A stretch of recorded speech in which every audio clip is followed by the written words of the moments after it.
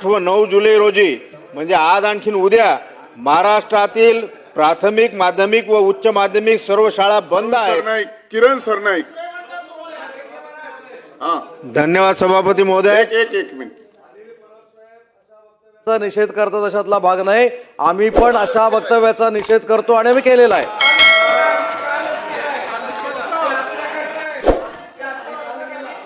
किरण सरनाईक, धन्यवाद सभापती महोदय। किरण सरनाईक, दिनांक 14 ऑक्टोबर 2024 रोजी विना अनुदानित व अंशतः अनुदानित शाळांना पुढील टप्पा जाहीर झाला।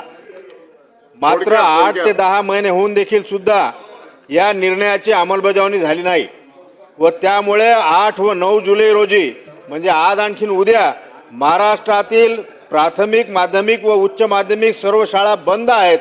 आणखीन आझाद मैदान मुंबई येथे फार मोठं आंदोलनाचं स्वरूप या ठिकाणी शिक्षक, शिक्षकेतर कर्मचारी आंदोलनात बसलेले आहेत। सन्मान्य सभापती महोदय, मागील कित्येक वर्षापासून विना अनुदानित शाळेतील शिक्षक व शिक्षकेतर कर्मचारी विना वेतन सेवा देत आहेत व शासन त्यांना दिशाभूल करत अत्यंत विलंबाने टप्प्याटप्प्याने अनुदान देत आहे। या कारणास्तव कर्मचाऱ्यांचे अनेक आंदोलन झाली, कित्येक शिक्षकांनी आत्महत्या केल्या, मात्र शासनाला त्यांना काही सोयरसूतक नाही। फक्त एक मिनिट।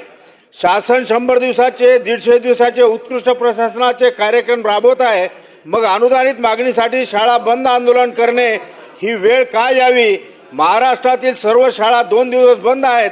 ही बाब शैक्षणिक दृष्ट्या अत्यंत नुकसानकारक असून शासनासाठी ही लांछनास्पद बाब आहे। मी या पॉइंट ऑफ इन्फॉर्मेशनच्या माध्यमातून शासनास निदर्शनास आणून देऊ इच्छितो की आपण तात्काळ विना अनुदानित व अंशतः अनुदानित शाळा व तुकड्यांना अनुदान वितरित करण्याची प्रक्रिया ताबडतोब करावी। धन्यवाद महोदय। पॉइंट ऑफ इन्फॉर्मेशनच्या माध्यमातून मी मांडू इच्छितोय, राज्यातील टप्प्यावरील अंशतः अनुदानित प्राथमिक, माध्यमिक व उच्च माध्यमिक शाळांना समान टप्पा वाढ देण्याचा निर्णय 14 ऑक्टोबर 2024ला झालेला आहे आणि त्यानुसार 1 जून 2024 पासून 20% टप्पा वाढ देणे गरजेचे होते, परंतु याबाबतची कोणतीही अंमलबजावणी झालेली नाही। याकरता राज्यभरातील जवळपास 15,000हून ज्या शिक्षक आंदोलनाकरता आझाद मैदानावर आलेले आहेत, या लोकांचा संयम सुटण्याची शक्यता आहे। यासाठी त्यांच्या शिष्टमंडळाला मुख्यमंत्र्यांनी बोलवून चर्चा करावी असे निर्देश आपण द्यावेत असे या पॉइंट ऑफ इन्फॉर्मेशनच्या माध्यमातून मी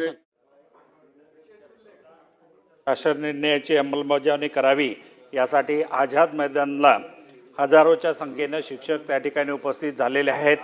त्या शिक्षकांच्या संघटनाच्या पदाधिकारी व शिक्षक आमदारांना एकत्र करून या मुद्द्यावरती तोडगा काढावा अशी मी शासनास विनंती करतो। माननीय